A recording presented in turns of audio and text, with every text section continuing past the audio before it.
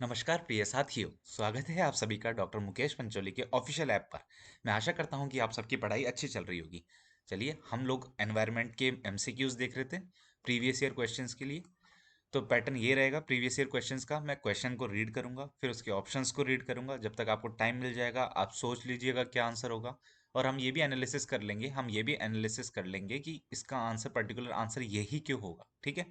तो इससे क्या होगा कि एक आपको एग्जामिनर के माइंडसेट का पता चलेगा। किसी भी एग्जाम को क्रैक करने के लिए बहुत इंपॉर्टेंट क्या है कि आपको प्रीवियस ईयर क्वेश्चंस या एग्जामिनर क्या चाहता है आपसे, क्या पूछना चाह रहा है, क्योंकि सिलेबस बहुत बड़ा होता है।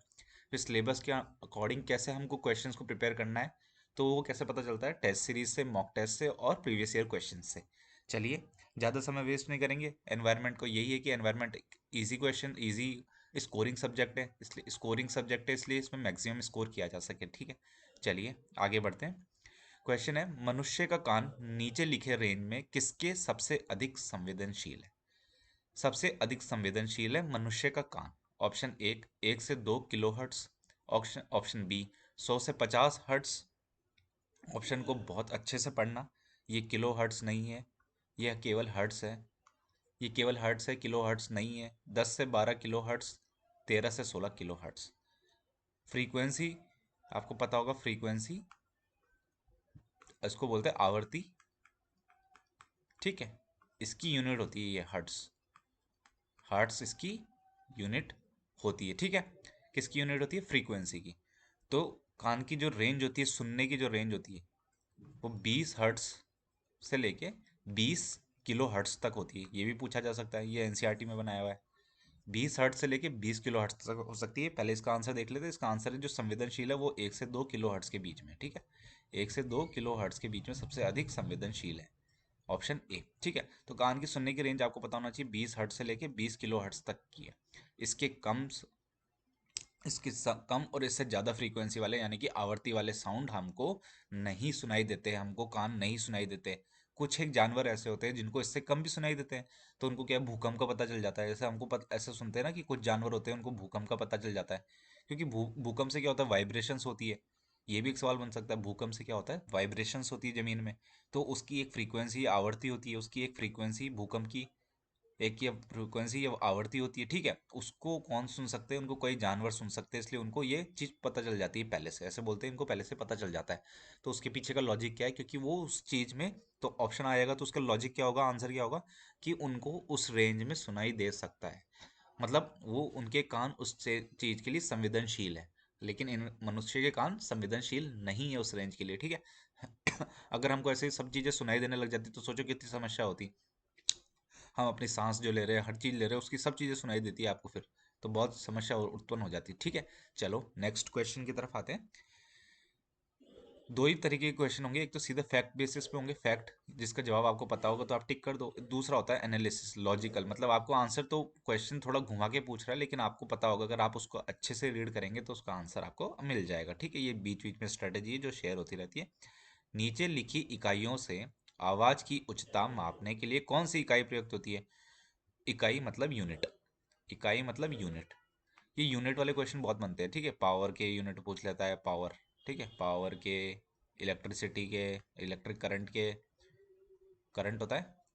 ठीक है। वोल्टेज के, कॉमन कॉमन होते हैं। मोमेंटम के। तो इन सब के अपन को यूनिट पता होना चाहिए अगर साइंस में अपन इन क्वेश्चन को अटेम्प्ट कर रहे हैं, फिर ये बहुत आसान हो जाते हैं। ठीक है। चलो, नीचे लिखी इकाइयों से आवाज की उच्चता मापने के लिए कौन सी इकाई है? Decibel, hertz, phone, watts. अब देखो फोन जैसा कोई ऑप्शन, मतलब ये तो बिल्कुल रैंडम है, इसको तो गलत कर दो। ठीक है। और ये अपना है डेसिबल। और हर्ट्स, हर्ट्स अभी मैंने बता ही दिया, ये आवर्ती का है, तो ये भी नहीं हो सकता, ये फ्रीक्वेंसी का है। ठीक है। अब बचा डेसिबल और वॉट्स पर मीटर स्क्वायर। ठीक है। Watts the power per metre square, यानी कि वॉट्स अपॉन मीटर स्क्वायर किसका होता है? Watt upon area. Metre square होगा ना भाई, मीटर स्क्वायर, मीटर स्क्वायर मतलब ये मीटर, तो इसका मतलब हो गया। ठीक है। क्षेत्रफल की बात कर रहा है, एरिया मतलब क्षेत्रफल। ठीक है। क्षेत्रफल की बात कर रहा है ये। तो वॉट कितने क्षेत्रफल में आ रही है, तो उससे भी नहीं होगा। ठीक है। ये इंटेंसिटी हो जाएगी। तो आंसर इसका हो जाएगा डेसिबल। और आपको पता भी है साउंड डेसिबल में नापते हैं, डेसिबल में साउंड को नापते हैं। ठीक है। पीछा वाला क्वेश्चन था वो तो डेसिबल के बारे में ही पूछ रहा था, ठीक है। साउंड डेसिबल में नापा जाता है, तो आपको पता होना चाहिए यूनिट का। चलो आगे आते हैं। यदि जनसंख्या की वृद्धि एक तार्किक वक्र का अनुसरण करती है तो अधिकतम धारणीय प्राप्ति। बहुत अच्छा क्वेश्चन है। यदि जनसंख्या की वृद्धि एक तार्किक वक्र का अनुसरण करती है तो अधिकतम, अब ये देखिए क्वेश्चन एनसीईआरटी में भी दे रखा है, ग्राफ भी दे रखा है, लेकिन इसको किस तरीके से एनालाइज करना है, किस तरीके से अटेम्प्ट करना है, तो आप वो ऑप्शंस देखिएगा फिर आंसर बताएंगे। तो अधिकतम धारणीय प्राप्ति, तो मैक्सिमम कैपेसिटी के बारे में पूछ रहा है। मैक्सिमम, मिनिमम नहीं, मैक्सिमम कैपेसिटी कितना धारण कर सकती है प्रकृति, उसके बारे में एक तरीके से। वहन की क्षमता से आधी होगी, वहन की क्षमता के बराबर होगी, जनसंख्या की वृद्धि पर निर्भर करेगी, आरंभिक जनसंख्या पर निर्भर करती है। तो अब आपको ग्राफ पता होगा तो आपको इस चीज का आंसर मिल जाएगा कि वहन की क्षमता से आधी होगी, ये कोई लॉजिक नहीं है इसका। वहन की क्षमता के बराबर होगी, ज्यादातर लोग इसमें जाएंगे वहन की क्षमता में, तो ये भी नहीं है। जनसंख्या की वृद्धि पर निर्भर करेगी, जनसंख्या की वृद्धि पर निर्भर करेगी कि उसकी कैरिंग कैपेसिटी, उसकी मैक्सिमम कैपेसिटी कितनी है, ठीक है। उसकी मैक्सिमम कैपेसिटी कितनी है, तो इसका करेक्ट आंसर हो जाएगा आपका सी। आरंभिक जनसंख्या का कोई लेना देना नहीं है। करंट की बात कर रहे हैं कि कितना कैपेसिटी है, कि कितने मैक्सिमम कैपेसिटी से क्या समझते हैं। मैक्सिमम कैपेसिटी मतलब एक एनवायरनमेंट में कुछ रिसोर्सेज है, मान लो फल है, तो वो फल एक सीमित अवस्था में है, तो वो कितनी जनसंख्या को संभाल सकते हैं उसकी बात हो रही है, ठीक है। इसी तरीके से पेड़ है तो कितनी हवा या कितना वो अपने सामान प्रोवाइड कर सकते हैं, वो एनवायरनमेंट में जो कुछ है जैसे जल है वो कितने लोगों को सर्वाइवल दे सकता है, उस चीज़ की बात हो रही है यहाँ पे। चलो आगे चलते हैं। चट्टानों का रासायनिक अपक्षरण, इरोजन, निर्भर करता है। पहली बात, क्वेश्चन को ध्यान से पढ़ना, चट्टानों का, फिर है रासायनिक, केमिकल, ठीक है, और अपक्षरण, इरोजन। यानी कि पूछ रहा है इरोजन तो सबसे ही हो रहा है, ये किस पे निर्भर कर रहा है। केमिकल इरोजन उच्च तापमान पर, तेज हवाओं पर, भारी वर्षा पर, और फिर हिम आच्छादन पर। मतलब इन फैक्टर्स में तो डिपेंड कर रहा है, लेकिन मोस्ट क्लोज आंसर चाहिए आपको, सबसे अधिक क्लोज आंसर चाहिए। इरोजन क्या होता है कि जो भी होगा उस केमिकल का, उससे इरोजन हट जाना, लूज हो जाना, ठीक है। सॉइल का वहां से हट जाना, तो चट्टानों की वजह से जो हट रही है वो किसकी वजह से हो रही है, मैक्सिमम तापमान की वजह से। तापमान की वजह से क्या थोड़ी बहुत लूज हो सकती है, तेज हवाओं से, भारी वर्षा से, हिम आच्छादन से। अब भारी वर्षा हमेशा तो होगी नहीं, बट ये मैक्सिमम केसेस में ये आपको मिलेगा तेज हवाओं से। तेज हवाओं से उसकी जो परत है वो कटती रहेगी, बार बार हवाओं से परत कटती रहेगी, इधर आएगी तो भी कटेगी, इधर आएगी तो हवाओं से ये परत कटती रहेगी। सिंपल है, लॉजिकली चलने हैं, ज़्यादा इसमें उलझे नहीं। एनवायरनमेंट के क्वेश्चंस फैक्ट वाले होंगे, वो फैक्ट बेसिस पे चलेंगे, जैसे 20 हर्ट्ज से 20 किलो हर्ट्ज है। इस क्वेश्चन में सीधा सीधा पूछा है केमिकल इरोजन किससे हो रहा है, अपक्षरण किससे हो रहा है, तो तेज हवाओं से हो रहा है। हवाएं चलती रहेगी तो आग काटती रहेगी उसको, पहाड़ को, ठीक है। चलिए आगे चलते हैं। पृथ्वी प्रणाली की संरचना निम्नलिखित में से बनाती है। अब ये पृथ्वी प्रणाली के बारे में है। वातावरण, जैव वातावरण, आर्द्रता वातावरण और लिथोस्फीयर की बात कर रही है। और इस तरफ सूची 2 में है निष्क्रिय गैसें, लवण, ताजा पानी, बर्फ और आइस, सावयव पदार्थ, स्केलेटन पदार्थ और लाइट सिलिकेट्स। इस क्वेश्चन को देख के डरना नहीं है। क्यों? क्योंकि अपन ऑप्शंस देखेंगे तो अपन को पता चल जाएगा, मतलब नॉर्मली क्वेश्चन हो जाएगा। ऑप्शन को, इन क्वेश्चन को अटेम्प्ट करना क्या होता है कि 1 2 3 4 में से जो आपको सबसे अच्छा पता है, उसको, जो आपको कंफर्म पता है उसको आप मैच कर लीजिए पहले। अब जैसे फोर्थ वाला तो 4 है, ये तो इसका तो कोई लेना देना ही नहीं है, क्योंकि ये तो हमेशा फिक्स हो गया। ये तो फिक्स हो गया, लिथोस्फीयर वाला लाइट सिलिकेट्स के साथ फिक्स हो गया, इसको तो देखना ही नहीं है, ठीक है, क्योंकि सब में ऑप्शन सेम है। अब आ जाते हैं अपन आर्द्रता, हाइड्रोस्फीयर। हाइड्रो, ये हो गया अपना पानी वाला।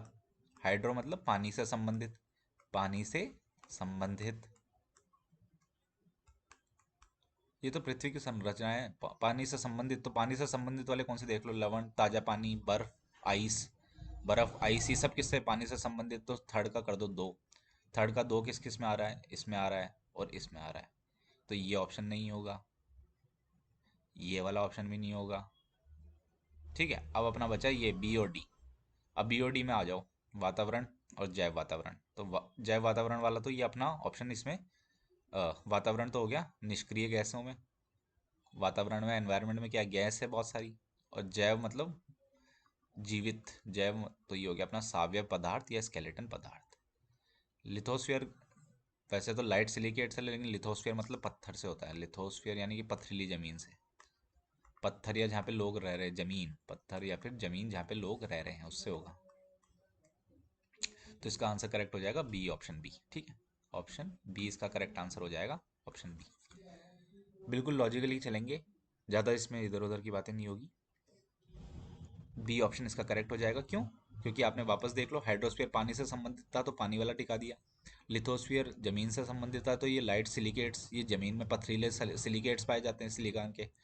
वातावरण में तो गैस पाई जाती है, एनवायरनमेंट में एटमॉस्फेयर में क्या पाई जाती है, गैसें पाई जाती है अलग अलग तरीके की। और जैव वातावरण, जैव वातावरण मतलब जीवित, उसमें सावयव पदार्थ और स्केलेटन पदार्थ, क्योंकि जीवित अवशेष। चलिए आगे चलते हैं नेक्स्ट क्वेश्चन की तरफ। निम्नलिखित अस्पताल अवशिष्ट के विशिष्ट प्रकार के युग्मों में से एक कौन सा सही नहीं है? निम्नलिखित अस्पताल अवशिष्ट के विशिष्ट प्रकार के युग्मों में से कौन सा सही नहीं है? अब ये आपको डायरेक्ट इसका पता होना चाहिए। ये फैक्चुअल है। प्लास्टिक 9 से 12%, धातु 1 से 2%, मृतिका 8 से 10%, जैव अक्रमित 30 से 35%। तो इसमें मृतिका 8 से 10% इसका आंसर हो जाएगा। टू द पॉइंट है, ये फैक्ट है, ये फैक्ट बेसिस पे, ज़्यादा एनालिसिस नहीं है।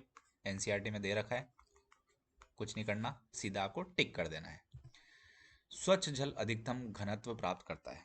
वापस, स्वच्छ जल यानी कि साफ जल की बात हो रही है, और अधिकतम, ये ध्यान रखना, मिनिमम, अधिकतम और अधिकतम पूछ रहा है, मैक्सिमम पूछ रहा है, मिनिमम नहीं पूछ रहा। ये इस चीज़ का ध्यान रखेगा, मैक्सिमम पूछ रहा है, मिनिमम नहीं पूछ रहा।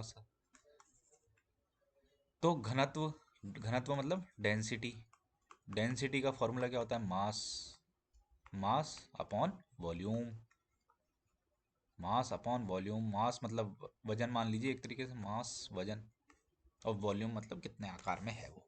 तो इसका आंसर हो जाएगा, स्वच्छ जल अधिकतम घनत्व प्राप्त करता है 4 डिग्री सेंटीग्रेड पर। सीधा फैक्चुअल है, फैक्ट बेसिस पे फैक्ट है, लेकिन आपको क्या पता होना चाहिए, यहाँ 4 डिग्री, 4 फ़ारेनहाइट कर देगा तो गलत हो जाएगा, ऑप्शन क्लोज होगा। आप 4 देखेंगे, आगे देखेंगे नहीं तो आपका गलत हो जाएगा। डिग्री सेल्सियस में है, फ़ारेनहाइट में नहीं है। डिग्री सेल्सियस और फ़ारेनहाइट को करने के लिए आपको पता होना चाहिए। और डिग्री सेल्सियस और फ़ारेनहाइट का टेम्परेचर कब बराबर होता है, ये बता दीजिए आप। कौन सा टेम्परेचर है जिस पर डिग्री सेंटीग्रेड और फ़ारेनहाइट बराबर होता है? कौन सा टेम्परेचर है, ये पूछ सकते हैं। तो ये अपना है -40। अब इस पे चाहे इसको सेंटीग्रेड लिखो या -40 फ़ारेनहाइट लिखो, दोनों बराबर है। -40 पे, +40 पे नहीं, -40 पे, दोनों चीज़ें बराबर होती है। तो ये भी क्वेश्चन बन सकता है आपका, हो सकता है इस बार ही पूछ ले -40, तो ये ध्यान रखिएगा। ठीक है। ये होता है कि फॉर्मूला F = 9/5 C + 32। ठीक है, ये फॉर्मूला होता है 9/5 32, ये होता है। यानी कि फ़ारेनहाइट इधर है और डिग्री सेंटीग्रेड इधर है। तो इसमें 40 डाल दो, जैसे तो 9/5, और इसमें -40 डाल दो, और +32 कर दो इसको, तो इसको सॉल्व कर लो। ठीक है, तो इधर से भी -40 आके आंसर आ जाएगा, यानी कि -40 दोनों तरफ से बराबर हो रहा है। ठीक है, तो -40 आपका दोनों तरफ से बराबर हो रहा है, आ जाएगा। ये -72 + 32, तो ये कितना हो गया? -40। यानी कि -40, जब सी की वैल्यू कितनी रखी अपन ने, -40, तो एफ की वैल्यू भी कितनी आई? -40। तो यानी कि ये फॉर्मूला सही है। और इसको -40 को और तरीके से भी निकाल सकता हूँ मैं। एक तरीका तो ये हो गया, ठीक है, और एक तरीके से भी निकाल सकता हूँ। ये तो मेरे को पता था, और पता नहीं हो तो क्या करें? पता नहीं हो तो क्या करें? सीधी बात तो ये है ना कि हमको पता ही नहीं, कि पता नहीं है, मान लो फॉर्मूला पता है हमको, तो आप कैसे निकालें -40? तो वो भी देख लेते हैं एक बार। F = 9/5 C + 32। तो सी और एफ बराबर होना चाहिए, तो F = 9/5, सी को भी मैंने एफ कर दिया, F + 32। अब क्या हो गया, इसका मतलब क्या हो गया? सी और एफ बराबर हो गया। यही तो हमको चाहिए, कब होंगे बराबर। तो ये हो गया 5F - 9F = 32। तो 4F बराबर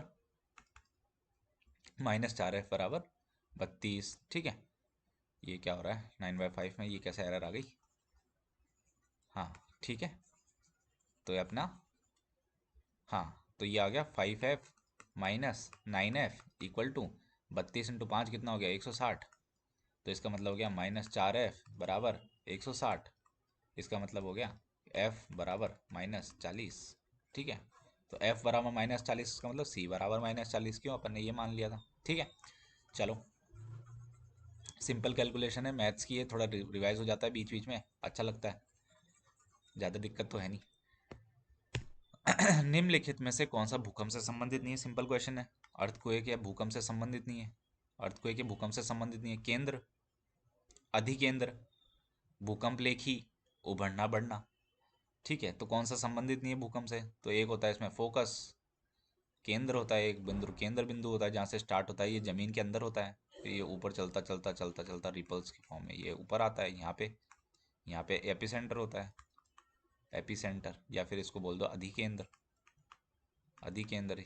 ठीक है, तो ये तो अपन को दो चीज़ें तो पता है, तो केंद्र तो होता है, ये भी होता है, तो ये आंसर तो होंगे नहीं, क्योंकि पूछा है कौन सा संबंधित नहीं है, ये भी पढ़ लिया करो ऑप्शंस में, फिर गलत हो जाएगा तो कहोगे पहले आपने टिकाया, कौन सा संबंधित नहीं पढ़ा ही नहीं, कौन सा संबंधित है देखा, केंद्र आया, हाँ फोकस होता है, फोकस होता है, और टिक कर दिया, गलत हो गया। बाद में आके देखा, अरे यार मैंने तो क्वेश्चन ही नहीं पढ़ा, बहुत क्वेश्चन को ध्यान से पढ़िए, नहीं है तो अंडरलाइन कर लीजिए, नहीं है। फिर भूकंप लेखी, लाइन, रिपल्स वाली, और उभरना बढ़ना, ये कोई डायरेक्टली लिंक नहीं है, उभरता बढ़ता रहता है लेकिन ये कोई डायरेक्टली लिंक नहीं है, तो इसका आंसर हो जाएगा डी। उभरना बढ़ना इसका कोई लेना देना नहीं है, इसके लिए इसका आंसर हो जाएगा D, option D, Delhi. Question को ध्यान से पढ़िएगा, नहीं है पूछा है नहीं पूछा। ये क्वेश्चन है, उद्गम केंद्र फोकस होता है, और इस तरीके से परपेंडिकुलर, ये बिल्कुल इसके सिद्ध में एपिसेंटर अधिकेंद्र होता है, धरातल ये सरफेस के ऊपर है, ये सरफेस के अंदर है, इस तरीके से, और इसमें अलग अलग वेव्स बनती है, पी वेव, एस वेव। ठीक है, पी मतलब प्राइमरी, एक होती है प्राइमरी, सब मीडियम, और एक होती है सेकेंडरी। ठीक है, इसके बारे में जब कभी भूकंप पढ़ेंगे तो डिटेल में और पढ़ेंगे, लेकिन अभी आपको सिर्फ इसका डायग्राम पता होना चाहिए।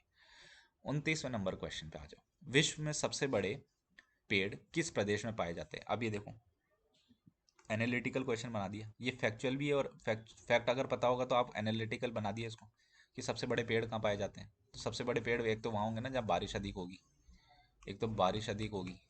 अब बारिश अधिक होगी तो वहाँ क्यों पाए जाएंगे, बारिश अधिक होने से वहाँ क्यों पाए जाएंगे, भाई नीचे जो छोटे पेड़ हैं, तो वो बड़े पेड़, बारिश अधिक होगी और टेम्परेचर अधिक होगा, सूर्य किरण, मतलब अच्छा खासा उसको टेम्परेचर मिलेगा, और बारिश अधिक होगी तो फिर क्या होगा, उसके पेड़ों की ग्रोथ लंबी होगी।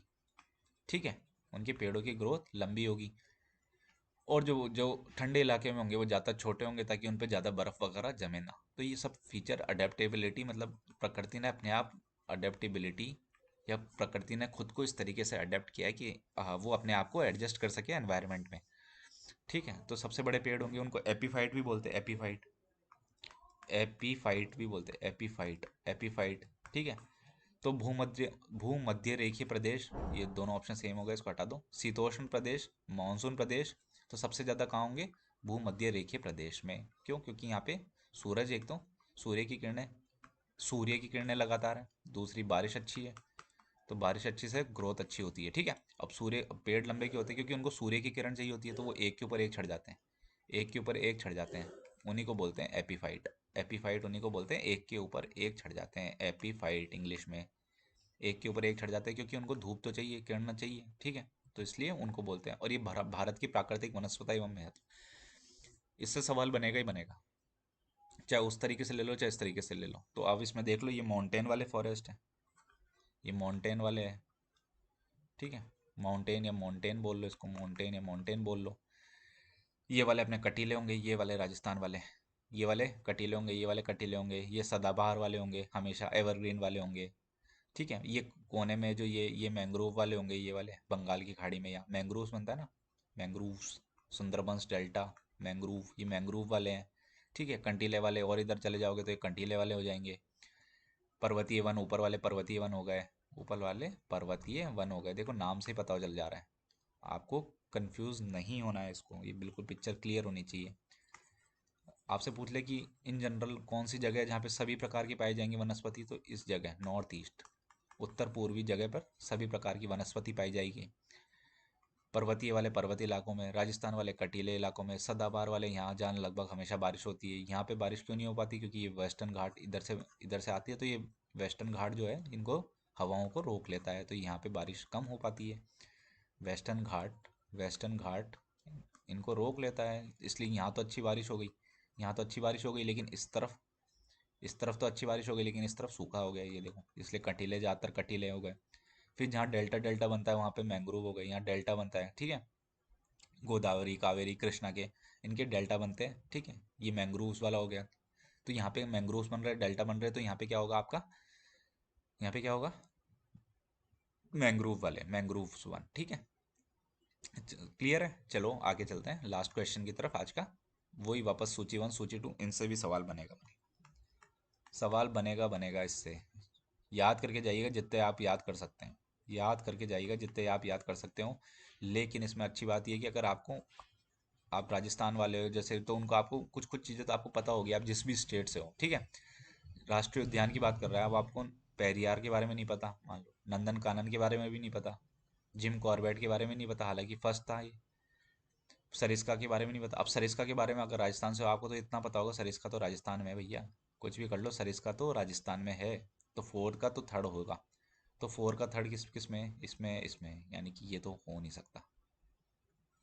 इतना तो आ गया। अब 50-50 बचा है, तो आप गैस कर सकते हो, तो आपकी 50-50 चांस है सही होने के और 50% चांस है गलत होने के। अब आपने पेरियार अगर पता हो, केरला में, इसमें बाढ़ में, इसमें बाढ़ भी आई थी भयंकर, इसमें बाढ़ आई थी। क्यों? क्योंकि ये डैम डैम बना देते हैं ना, डैम बना देते हैं और लोग इसके जाम कर देते हैं, तो उस चक्कर से बाढ़ आ जाती है यहाँ पे। तो यहाँ पे पेरियार में बाढ़ आई थी। तो ये पेरियार आपको पता होना चाहिए, ये केरला का है, फर्स्ट का टू, ठीक है। तो करंट से भी संबंधित आ गया, तो आंसर आएगी अपना फर्स्ट का सेकंड, मतलब ये आंसर हो जाएगा अपना ए, ठीक है। और फिर अपन नंदन कानन देख लो, ये उड़ीसा में है, और जिम कॉर्बेट तो अपना उत्तराखंड में ही है। यहाँ मोदी जी अपने प्राइम मिनिस्टर, उन्होंने विजिट करी थी, ठीक है। मैन वर्सेस वाइल्ड में एक प्रोग्राम आता है, मैन वर्सेस वाइल्ड एक प्रोग्राम आता है, ठीक है, उसके साथ इसने प्रधानमंत्री जी ने, इन्होंने इस चीज़ को वहाँ पे शूटिंग करी थी मैन वर्सेस वाइल्ड में, ठीक है। वो उस टाइम वो बहुत बड़ा मुद्दा बना था ना कोविड के टाइम पे, वो एक हिरण के साथ फोटो खिंचवाई थी या शेर के साथ, कि एक तरफ तो कोविड है, दूसरी तरफ ये हो रहा है, लॉकडाउन लग रहा है, कि आप फोटो किस तरीके से खिंचवा रहे हो, ये सारी चीज़ें थी। ये तो ये नंदन कानन, ये वही जिम कॉर्बेट नेशनल पार्क है, इसका पहला पुराना नाम हेनली नेशनल पार्क था। हेनली हेनली नेशनल पार्क था। तो ये भी पूछ सकते हैं हेनली नेशनल पार्क कौन सा है, तो ये भी जिम कॉर्बेट वाला ही है। ये क्वेश्चन बन सकता है, इसको अच्छे से तैयार करके जाना, जितने भी आप बन सको, ठीक है। और राजस्थान के हो तो राजस्थान वाले तो ये पता ही होने चाहिए, Sariska, Ranthambore, great desert national park, ठीक है, बाड़मेर और जैसलमेर दोनों में है। Desert national park, desert national, उससे क्या होगा कि इस तरीके का क्वेश्चन बनेगा ना, तो आप उसमें आंसर ला सकते हो। डेजर्ट नेशनल पार्क हो गया, ताल छापर हो गया, सरिस्का ही हो इसमें पूछ ही लिया, रणथंबोर हो गया, और हाल ही में इधर मुकुंदरा हो गया, मुकुंदरा कोटा साइड में, हाड़ौती साइड में मुकुंदरा हो गया, हाड़ौती साइड में मुकुंदरा, हाड़ौती साइड में, हाड़ौती साइड में मुकुंदरा, हाड़ौती साइड में मुकुंदरा हो गया, ठीक है। इस तरीके से वन्य जीव अभ्यारण्य आपको करके जाने हैं। आई होप ये वीडियो अच्छा लगा होगा। जय हिंद, जय भारत।